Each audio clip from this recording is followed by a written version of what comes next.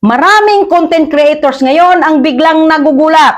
Bakit nawala ang monetization ko? Bakit na-restrict ang account ko kahit wala naman akong ginawang mali? Pero ang totoo, sa content platforms ngayon, may mga clear rules na kailangan sundin. At kapag hindi mo alam ang mga ito, madali kang maapektuhan kahit maganda pa ang content mo.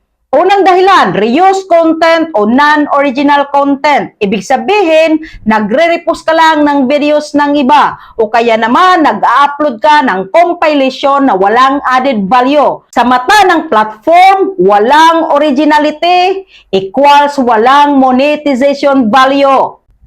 Pangalawa, copyright violation. Gumagamit ng music, clips o videos na hindi mo pagmamay-ari na walang tamang license. Kahit viral pa yan, pwede ka pa rin ma-strike o ma-demonetize. Pangatlo, spam-like behavior. Paulit-ulit na posting ng same style content, clickbait titles o misleading thumbnails. Kapag nakita ng system na spammy ang behavior mo, bumababa ang trust score ng account mo. Pangapat, policy violation sa content. Mga sensitive topics na labag sa guidelines o content hindi safe para sa general audience.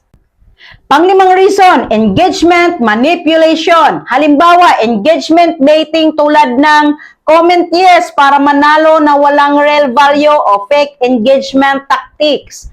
At panghuli, inconsistent or suspicious activity. Biglang spike ng views na hindi organic o unusual login activity patterns.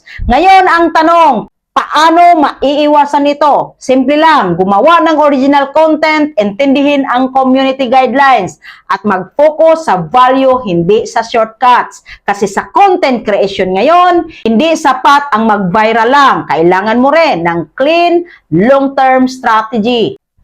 Tandaan mo ito, ang monetization ay hindi basta binibigay. Ito ay pinoprotektahan ng rules. Kaya kung gusto mong tumagal sa platform, mag-build ka ng content na hindi lang trending, kundi compliant, consistent, at credible. May natutunan ka ba? Paki-comment and like, follow, and share na rin. And see you in the comment section.